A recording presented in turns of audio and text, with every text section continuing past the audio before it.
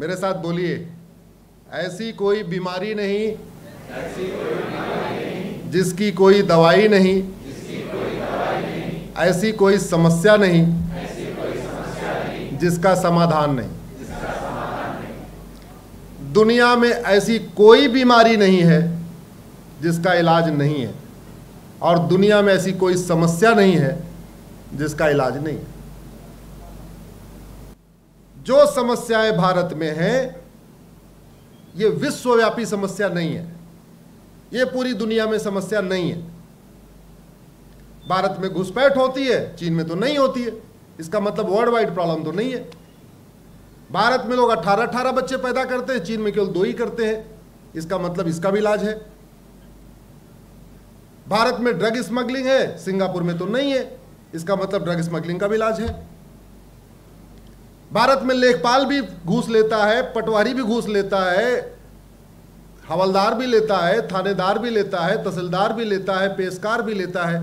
Japan में तो नहीं लेता, इसका मतलब घूसखोरी विश्वव्यापी समस्या नहीं है। भारत में मिलावटखोरी है, भारत में कालाबाजारी है, भारत में जमाखोरी है, भारत में नशा तस्करी है, भारत में मानव तस्करी है, भारत में घुसपैठ है, भारत में धर्मांतरण है, भारत में जनसंख्या विस्फोट है, भारत में अलगाववाद है, भारत में कट्टरवाद है, भारत में जिहाद है, भारत में मजहबी उन्माद है, भारत में पत्थरबाजी है, सब कुछ है भारत में। इसमें ये सारी समस्याएं क्या पूरी दुनिया में है क्या? तो अगर बीमारी ठीक नहीं हो रही है तो 2 ही कारण है, या तो डॉक्टर गड़बड़ है या तो दवा गड़बड़ है। बड़ी सीधी सी बात।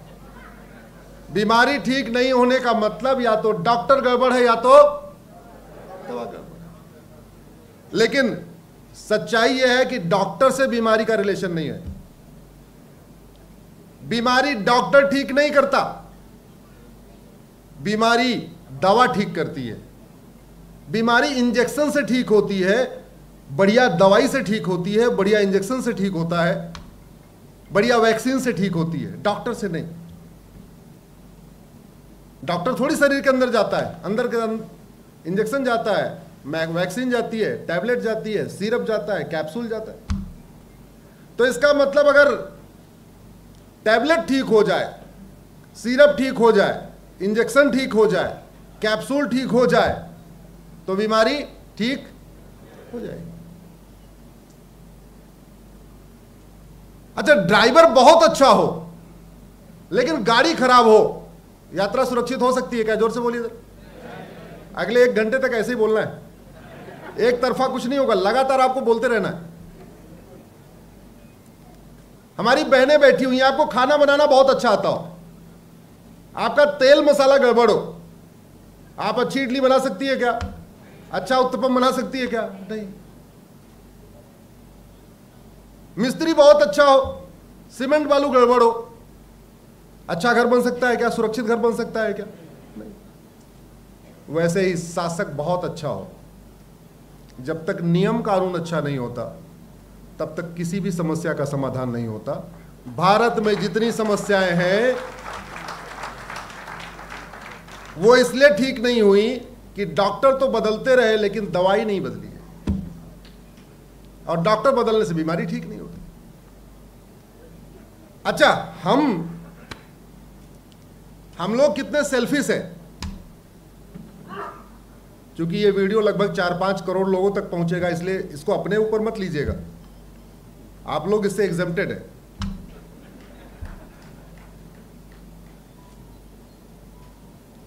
मोची अपने जाति वाला नहीं चाहिए, अच्छा मोची चाहिए जिससे जूता सिलवाना है। अच्छा चाहिए क्वालिटी वाला, वो अपनी जाति का हो चाहे ना हो। धोबी जिससे कपड़ा प्रेस कराना है, अच्छा चाहिए क्वालिटी वाला, अपनी जाति का हो चाहे ना हो। नाई जिससे बाल बनवाना है, किसी कास्ट का हो, बढ़िया बढ़िया हेयर कटिंग करना उसको अच्छा आता हो। डॉक्टर किसी कास्ट का हो, ऐसी दवाई दे एक बार में बीमारी ठीक हो जाए। मिस्त्री किसी कास्ट का हो, घर बनाना उसको बढ़िया आना चाहिए। जहां हमारा प्राइवेट पर्सनल हमारा इंटरेस्ट है, वहां हम हर जगह क्या देखते हैं? क्वालिटी। और जहां देश की बात आती है तब हम क्या देखते हैं? जाति। जिससे देश चलवाना होता है, उस वहां हम क्या देखते हैं? हमारी जाति वाला। ये बहुत अनफॉर्चुनेट लगा। लेकिन अभी एक क्रांति आ गई है, मोबाइल क्रांति। मोबाइल क्रांति आ गई है, तो धीरे धीरे धीरे धीरे इन समस्याओं का समाधान हो रहा है, जागरूकता बढ़ रही है। अब देखिए, आपका चर्चा आज आपके भाग्यनगर में हो रही है, सुनने वाले यहाँ 1000 लोग हैं, लेकिन ये वीडियो पहुंचेगा 4-5 करोड़ लोगों तक। और ये क्रांति भी कैसे आई? एक गुजरात के महापुरुष ने क्रांति शुरू किया। गुजरात के महापुरुष ने अगर डाटा फ्री वाला ऑफर शुरू नहीं किया होता तो बाकी लोग फ्री करते क्या? जोर से बोलिए जरा। जब एक ने डाटा फ्री किया तो बाकी ऑपरेटर ने भी डाटा फ्री कर दिया। भाई 300 रुपए का 1 GB डेटा लेके आप हमको नहीं सुनते। अगर आज हम आप एक दूसरे से कनेक्टेड हैं तो उसका मूल कारण क्या है? Data free. ये डाटा फ्री भगवान का वरदान है, ये भी भगवान राम का वरदान है। ये सबके पाखंड को एकदम एक्सपोज करता जा रहा है। जितने लोगों के पाखंड हैं, वो कैसा भी पाखंड है, सबको धीरे धीरे धीरे एक्सपोज करते जा रहे हैं। जैसे आज यूपी में एक माफिया को दफनाया गया तो 50,000 लोगों की भीड़ इकट्ठा हो गई, तो एक्सपोज हो गए। ऐसी कौन सी सोच है कि माफिया का भी समर्थन करते? तो ये बहुत महत्वपूर्ण एक पिछले 10 साल में हुआ है कि डाटा भी फ्री हो गया है। डाटा फ्री हो गया तो विधायिका भी एक्सपोज हो रही है, कार्यपालिका भी एक्सपोज हो रही है, न्यायपालिका भी एक्सपोज हो रही है। जज कोई उल्टा सीधा काम करते हैं, बाय द वे रात को सुप्रीम कोर्ट खोल देते हैं तो अगले दिन उनके ऊपर लोग टूट पड़ते हैं। और कुछ नहीं तो व्हाट्सएप पे तो टूट ही पड़ते हैं, ट्विटर पे टूट पड़ते हैं, फेसबुक पे टूट पड़ते हैं। ऐसे किसी नेता ने कहा कुछ और, किया कुछ और, अगले दिन उसको भी पूरा एकदम। ये बड़ा सही टाइम आ रहा है। इसलिए मैं कहता हूं राम राज्य की शुरुआत हो चुकी है। राम राज्य की शुरुआत हो गई है। राम राज्य में पाखंडियों को तुरंत पकड़ा जाता था, तो आप लोगों ने भी पाखंडियों को पकड़ना शुरू कर दिया।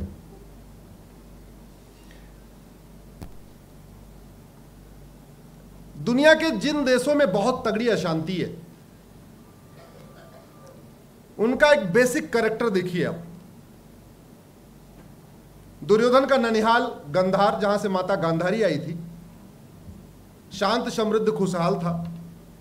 अभी उसको अफगानिस्तान कहते हैं, अशांत है। राजा भरत का ननिहाल, जहां से माता कैकेयी आई थी, शांत समृद्ध खुशहाल था। आज की डेट में अशांत है, उसको पाकिस्तान कहते हैं।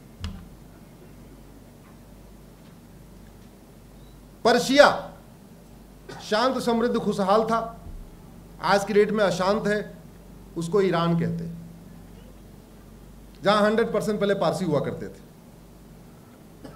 यमन अशांत है, कांगो अशांत है, ईरान अशांत है, इराक अशांत है, सूडान अशांत है, इजिप्ट अशांत है, सीरिया अशांत है, बांग्लादेश अशांत है, फिलीपींस अशांत है, सोमालिया अशांत है, पाकिस्तान अशांत है, नाइजीरिया अशांत है, तजाकिस्तान अशांत है, अफगानिस्तान अशांत है। ये जितने भारत, पूरी दुनिया में देश में अशांति है, अशांत है, इनका एक आप चेक करिए, उनके बीच में कॉमन क्या है? कॉमन क्या है? कॉमन क्या है? कॉमन क्या है?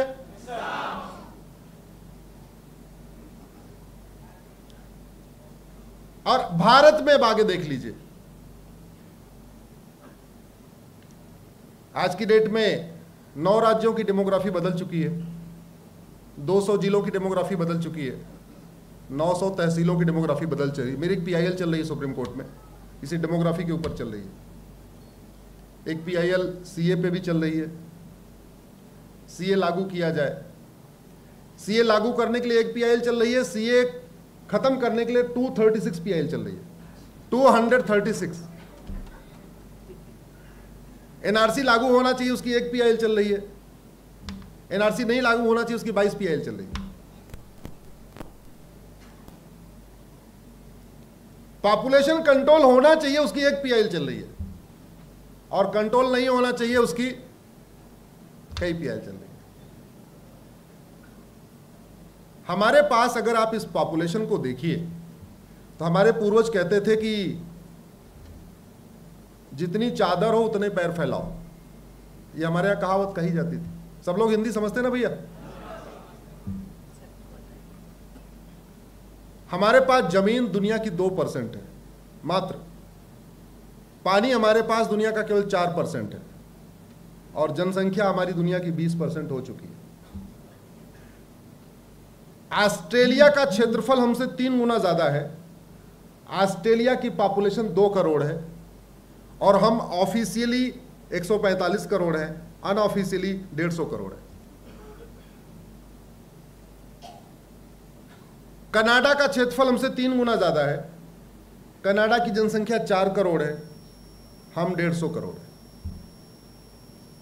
रूस क्षेत्रफल हमसे 5 गुना ज्यादा है, जनसंख्या 15 करोड़ है और हम 150 करोड़ है। अमेरिका क्षेत्रफल हमसे 3 गुना ज्यादा है, जनसंख्या 33 करोड़ है और हम 150 करोड़ है। ब्राजील क्षेत्रफल हमसे 2.5 गुना ज्यादा है, जनसंख्या 22 करोड़ है और हम 150 करोड़ है। कोई भी सरकार आ जाए, XYZ कोई भी आ जाए, बेरोजगारी खत्म कर ही नहीं सकती। क्यों? जब तक 2 करोड़ स्वरोजगार डेवलप होते हैं, गवर्नमेंट में जॉब तो रहा नहीं, लेकिन जो स्वरोजगार होता है, जब तक 2 करोड़ स्वरोजगार डेवलप होते हैं तब तक 10 करोड़ बेरोजगार पैदा हो जाते हैं।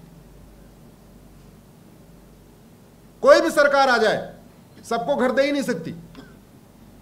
जब तक 2 करोड़ घर बनता है तब तक 10 करोड़ बेघर पैदा हो जाते हैं।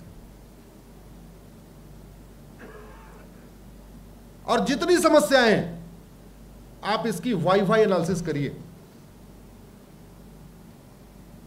मतलब समस्या में 2 बार 3 बार वाई लगाइए। वाई जापान में हर प्रॉब्लम में वाई लगाते हैं।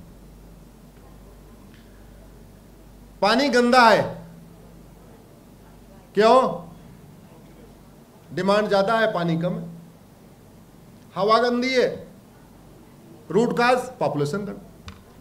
दिल्ली NCR के लोगों की लाइफ 10 साल कम हो चुकी है सर्वे के अनुसार। यानी हम लोग 10 साल कम जिएंगे।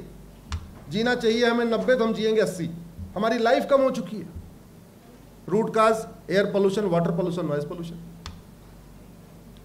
सब्जी शुद्ध नहीं मिल पा रही है क्योंकि जितना डिमांड है उतनी पैदा नहीं हो पा रही है। फल शुद्ध नहीं मिल पा रहा है, जितनी डिमांड है उतना पैदा नहीं हो पा रहा है।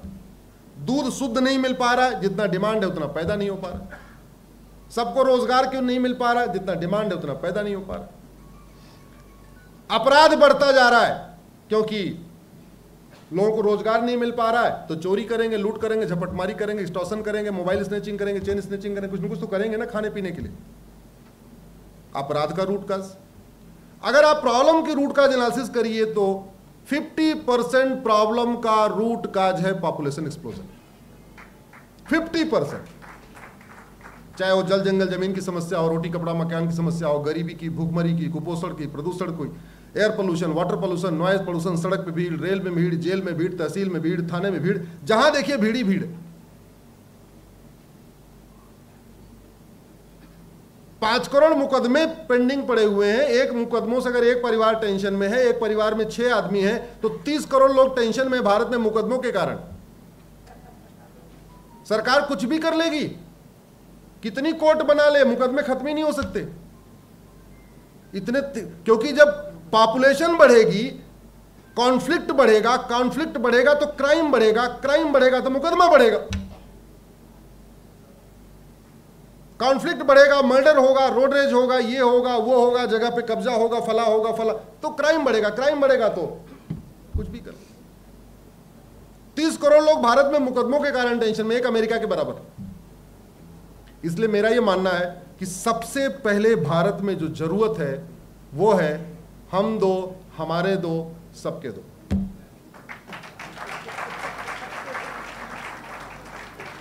और मानव इतिहास में यह हमारे यहां बहुत पहले लागू हो चुका है।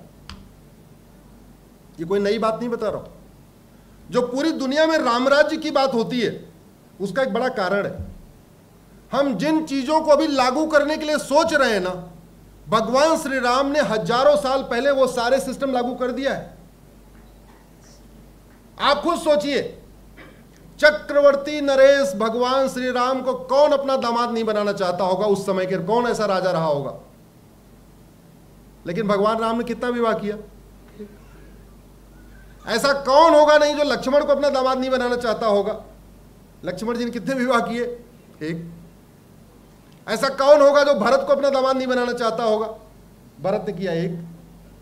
तो राम लक्ष्मण भरत शत्रुघ्न ने एक एक विवाह किया। यह एक्सीडेंट नहीं है।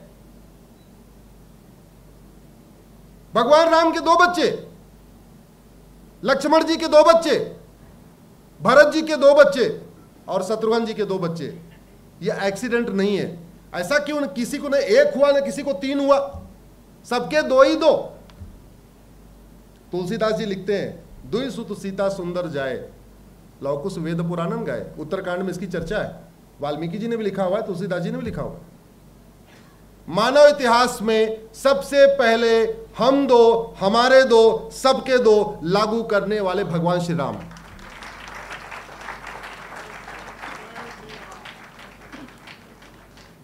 मानव इतिहास में सबसे पहले यूनिफॉर्म सिविल कोड लागू करने वाले भगवान श्री राम।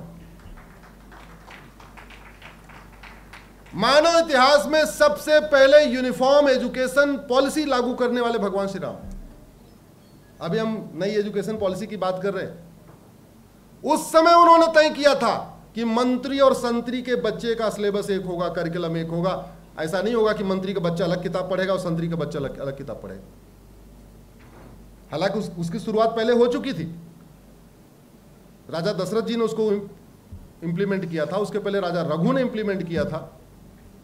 लेकिन इफेक्टिवली बाकायदा नीतिगत निर्णय लेके राज्यसभा में नीतिगत निर्णय लेके जो लागू किया था वो भगवान श्री राम ने किया था। बहुत अच्छा बोल रहा है, उसको बोलने दो भाई। भगवान राम की बात आ रही है तो वो भी कुछ बच्ची बोल रही है, जय श्री राम।